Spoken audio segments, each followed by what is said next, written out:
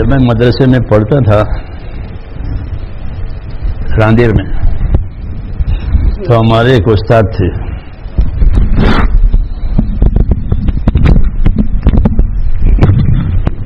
درجہ قرات کے. آپ لوگ تو کلاس بولتے ہیں نا، ہم کلاس نہیں بولتے، قاری کلاس، حافظ کلاس، کلاس نہیں. ہماری مادری زبان یہ ہے درجہ تجوید. تو ہمارے درجہ تجوید کے وہ استاد تھے قاری عبدالرحمن صاحب رنگونی. بہت شفیق تھے ہمارے اوپر. تو ایک دفعہ وہ گجرات کسی ضلع میں گئے، راندیر میں تو تھے ہی. وہاں سے جب واپس آئے تو انہوں نے ہم طلبا کو ان کی اپنی مسجد راندیر میں، ان کی مسجد تھی، ہم کو جمع کیا اور گشت کرنے کی ترغیب دی. وہ ہمارے لیے پہلی بات تھی وہ. تو پھر ہم کو لے کر انہوں نے راندیر کے وہ عمومی علاقہ جہاں مفتی عبدالرحیم صاحب کا جو ہے تو عام لوگ رہتے ہیں بوسطہ، تو ان میں گشت کرنے کے لیے لے گئے تھے. گشت کروایا، پھر گشت کے بعد بات بھی کروائی. یہاں سے ہماری تبلیغ شروع ہوئی تھی عملی. پھر مدرسے سے فارغ ہونے کے بعد میں گاؤں میں تھا، تو ایک جماعت آئی، پیدل جماعت چل رہی تھی بمبئی سے کلکتہ. جماعت چلتی جماعتیں 4 مہینے کے لیے پیدل. تو مسلم دیہاتوں میں جہاں زیادہ آبادی ہو تو ریل کی پٹڑی سے سائڈ پر پٹری پر وہ چلتے ہیں. تو وہ ہمارے گاؤں میں بھی آئے دیولا میں. اس میں ایک نو مسلم تھے عبدالرحمن ملنگ، وہ اسلام لائے تھے. تو وہ اپنا اسلام لانا اور اسلام لانے کے بعد بھی جماعت میں لگنا، یہ ایک کارگزاری سناتے تھے. وہ بہت مؤثر تھی وہ کارگزاری. عمل کے بعد جو چیز وجود میں آتی ہے اس کے تاثرات ان کے اور ان کی قربانیاں، اور تو وہ میں نے اپنی مسجد میں سنی گاؤں میں. تو مجھ پر بہت اثر ہوا اس کارگزاری کا، ورنہ پہلے میں مانتا نہیں تھا اس کو. جی ہاں، کیونکہ لیکن اس کی کارگزاری سے میرا دل بہت متاثر ہوا. میں نے بہت دعائیں مانگی اللہ سے کہ بھائی یہ کام تو کرنا چاہیے.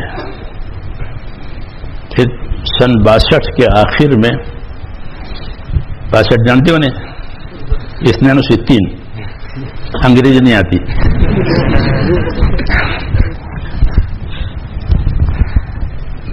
سن 62 کے آخر میں دسمبر میں مولانا محمد یوسف صاحب رحمۃ اللہ علیہ کا اجتماع ہمارے علاقے میں ہوا، گجرات میں.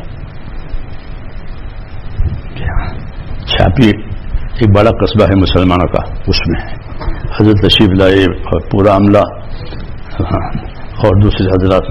وہ بہت بڑا اجتماع ہوا. وہ 2 اجتماع ہوئے تھے ہمارے یہاں 62 میں، تو یہ چھاپی کا، اور 64 میں کابی کا.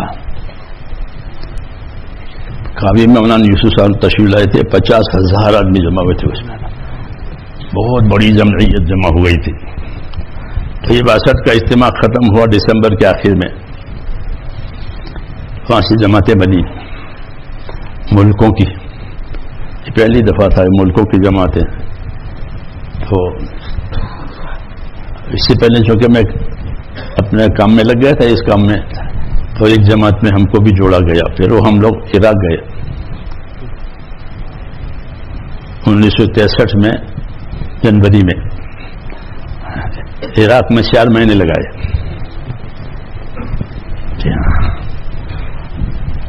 شمالی عراق میں عام طور پر موصل مشہور شہر ہے، اس کے اطراف میں زیادہ تر سنی حضرات رہتے ہیں. بغداد میں بھی. تو یہ ہم نے 4 مہینے پورے کیے بغداد میں، موصل میں. تو کام بالکل ابتدائی درجے میں تھا، ہم بھی ابتدائی درجے میں تھے، پہلی دفعہ نکلے تھے. کچھ نوجوانوں کو تشکیل کر کے اپنے ساتھ کرتے تھے، ان کو کام سکھاتے تھے. اس طرح یہ 4 مہینے پورے ہوئے. 4 مہینے پورے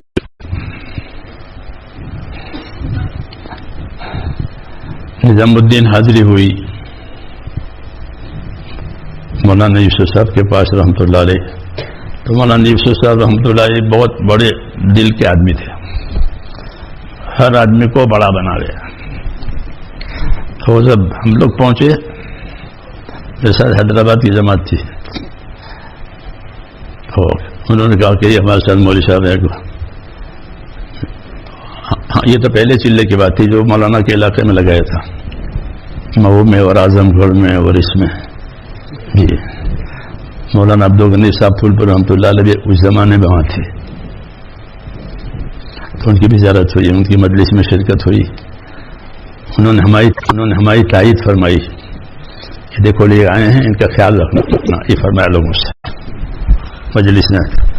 تو وہاں ہمارے بہت آسانی ہو گئی تھی. اس لیے ہم اہل علم حضرت سے یہ کہتے ہیں کہ آپ حضرات ہم اس کام کی تائید کریں، کہ آپ کی تائید سے بہت مدد ملے گی، کیونکہ جو چیز ممبر سے، محراب سے، مسجد سے کہی جائے گی اس کی سطح اونچی ہوتی ہے.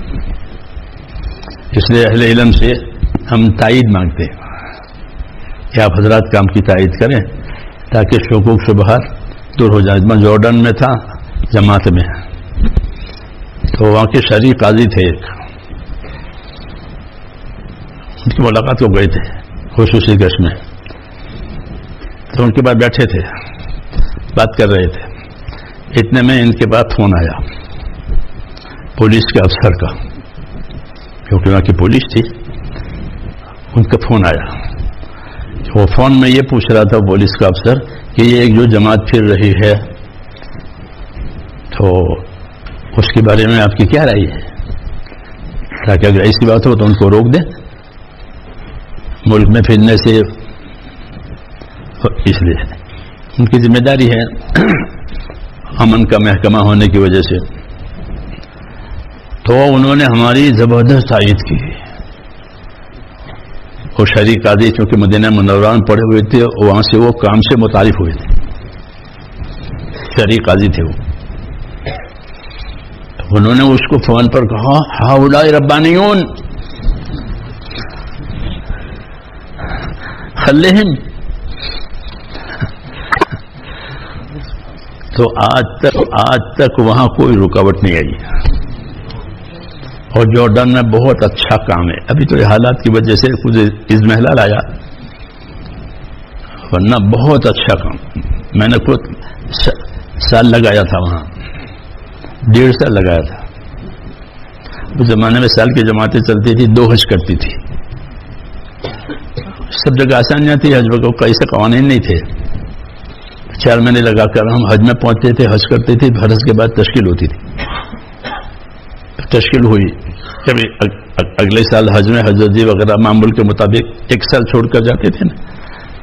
تو بھائی سال کے لیے کون تیار ہے، تو ہم سال کے لیے تیار ہو گئے تھے. تو پھر وہ سعودیہ، عربیہ اور اسی طریقے سے قریب کے ممالک عراق، شام، لبنان، ان میں سال لگایا. پھر سال لگا کر دوسرا حج کیا.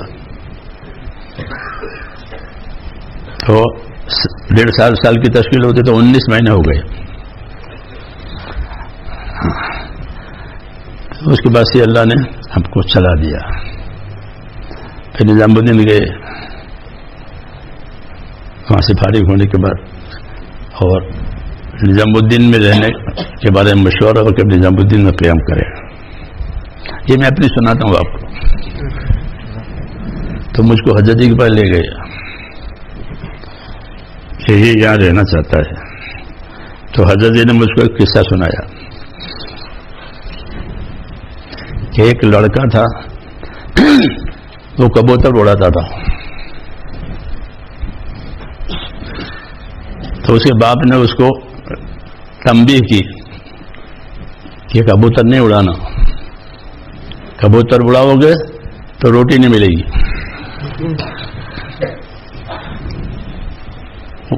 اس نے باپ سے کہا کہ روٹی ملے نہ ملے کبوتر تو اڑانے ہیں. یہ طریقہ ہوتا ہے بڑوں کا، ایک قصہ سنا کر اس پر سے پھر آگے لے جاوے.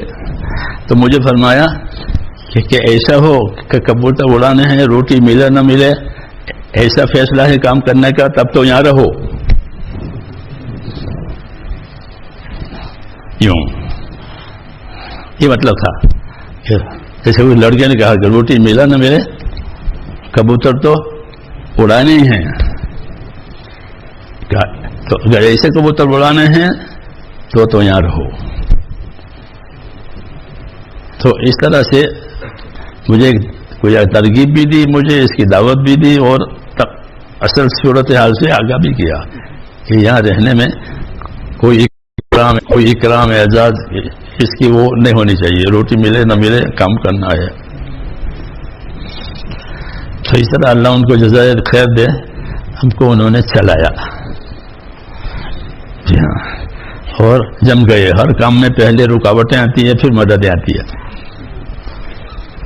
حق جو امر حق ہوتا ہے اس کی ابتدا ناگوانیوں سے ہوتی ہے. جی ہاں، چونکہ جنت ناگوانیوں پر ہے، تو حق کی ابتدا ناگوانیوں سے اور انتہا کامیابیوں سے. یہ مولانا یوسف صاحب فرماتے تھے کہ کوئی چیز ہو، حق ہو اور اس پر کرنا ہے تو ناگوانیوں کے لیے تیار رہو. ناگوانیاں آئے گی، ہاں اس کو برداشت کرنا ہے اور کام کرنا ہے، تو پھر کام کی ترقی بھی ہوگی، اپنی تربیت بھی ہوگی. ہاں یہ مطلب تھا. تو الحمدللہ پھر وہاں رہنا ہوا، جمنا ہوا. شروع میں مجھے ایک سبق بھی پڑھانے کے لیے کہا، وہ فضائل اعمال تھا. ایک دو لڑکے تھے شہر کے، اس کو پڑھاتا تھا. پھر آگے ترقی ہوئی، پھر فارسی پڑھائی، پھر عربی پڑھائی، پھر آخر تک بڑا فائدہ وہ ہوا کہ وہاں جمنے سے پڑھنے پڑھانے کا سلسلہ ملا. وہ جماعتوں کو بھی لے کر کے جاتا تھا. عرب جماعتیں آتی تھی، وہ اکثر ہماری ذمہ داری ہوتی تھی. عربوں کے ساتھ رہتے تھے، ان کو کام سمجھاتے تھے، اور عرب اکثر ناواقف آتے تھے، وہ تنگ کرتے تھے. جی ہاں، خصوصاً کیونکہ سفر میں آدمی کھل جاتا ہے کہ کیسا سنجیدہ ہے، غیر سنجیدہ ہے. وہ سفر میں اور پڑوس میں معلوم ہو جاتا ہے. تو وہ سفر میں وہ کھل جاتے تھے، تو وہ تنگ بھی کرتے تھے. لیکن چونکہ ہم نے کام ذمہ لیا تھا، اس لیے تو الحمدللہ پھر بعد میں وہ بھی جب ان کو سمجھ میں کام آ گیا اور وقت گزرا، تو وہ بھی کام کا بھی احترام کرنے لگے، کام والوں کا بھی احترام کرنے لگے، ہندوستان پاکستان کا بھی احترام کرنے لگے. یہ ہوا. تو اس طرح اللہ تعالیٰ نے ہم کو چلایا ہے. آپ سے بھی یہ عرض کرتے ہیں کہ آپ بھی چلیں، انشاءاللہ آپ بھی مراحل سے گزر کر کے مقصد تک پہنچ جاؤ گے.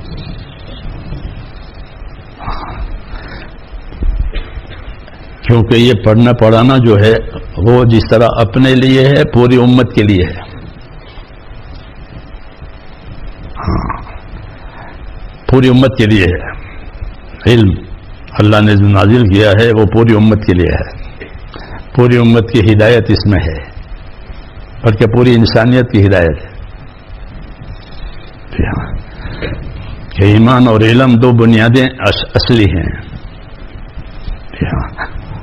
اسی کے لیے حضرات انبیاء کرام آتے ہیں کہ لوگوں میں صحیح ایمان آوے، اللہ سے صحیح تعلق پیدا ہو جائے، اللہ کا حق ادا کرنے کا جذبہ بنے، پھر اللہ جن جن کا حق بتاوے ان کا حق ادا کریں. کیونکہ علم جو آتا ہے نبیوں کا وہ تو حقوق کی ادائیگی اور حقوق کی معرفت کے لیے ہوتا ہے. اس میں اللہ کا کیا حق ہے، نبی کا کیا حق ہے، کتاب کا کیا حق ہے، اور مخلوق کا کیا حق ہے. علوم انبیاء بڑی بات اس میں یہ ہوتی ہے، کیونکہ دنیا کو اللہ نے دار الحقوق بنایا ہے اور آخرت کو دار الاجور قرار دیا ہے. یہ ترتیب ہے.